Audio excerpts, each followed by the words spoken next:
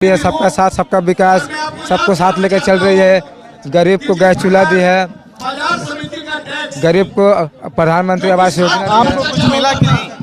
हमको अभी तक कुछ नहीं मिला है। और इसलिए मैं दोस्तों के लिए काम करता हूं और मैं दोस्तों के लिए ही काम करूंगा।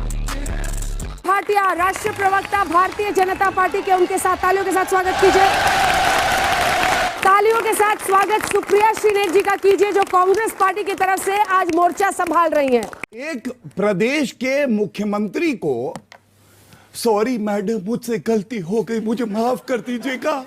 अशोक गहलोत जी सॉरी मैडम बोल रहे थे। ऐसा लग रहा है आप अंदर ही बैठे थे।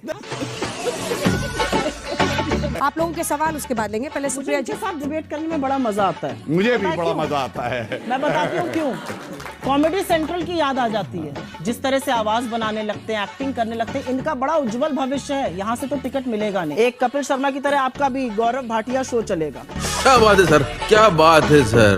भारत के सर्वश्रेष्ठ इंटरनेशनल एथलीट्स मौजूद है। आइए जोश के साथ स्वागत करते हैं mister Neeraj Chopra, miss PV Sindhu, mister Ravi Dahiya, miss Mirabai Chanu, mister Gagan Narang, miss Anju सरक सरक उधर, सरक सरक उधर, सरक सरक उधर।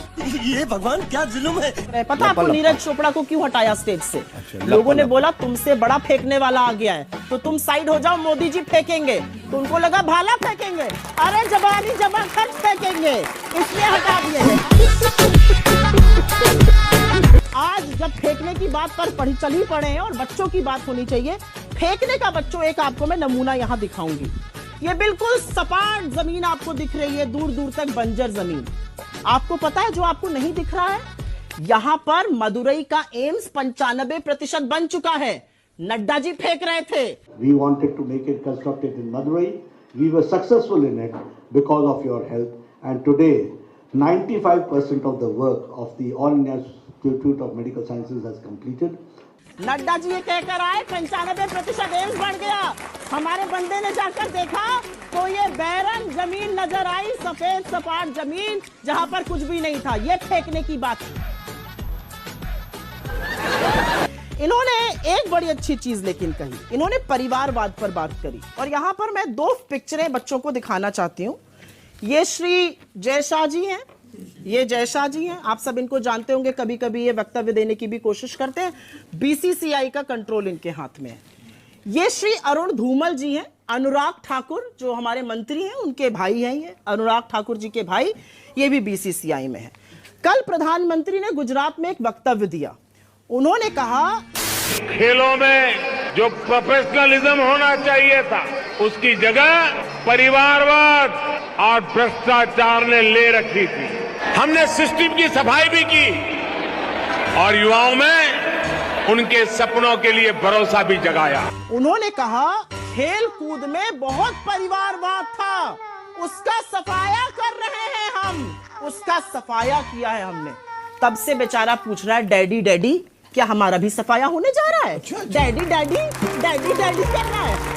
ये बोल रहे हैं भैया भैया, अरे भैया हमारा भी सफाया होगा क्या? परिवारवाद की बात। उन्होंने कल गुजरात में कहा कि गुजरात की लॉन्गेस्ट कोस्ट लाइन है और किसी भी सरकार ने इसको करने के लिए कुछ नहीं किया। तो मैंने रात में जब ये देखा तो मैंने भी इस पर ट्वीट किया। मैंने कहा प्रभु 27 साल से भाजपा सरकार में है गुजरात में, 12 साल से उसमें मुख्यमंत्री आप रहे हैं, 8 साल से दिल्ली की सत्ता आपके हाथ में है, तो आपने कुछ क्यों नहीं कर दिया?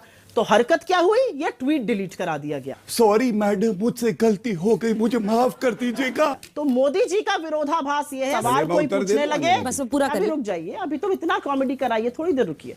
मोदी जी की दिक्कत ये है, सवाल कोई पूछने लगे उसको घर बैठा दो।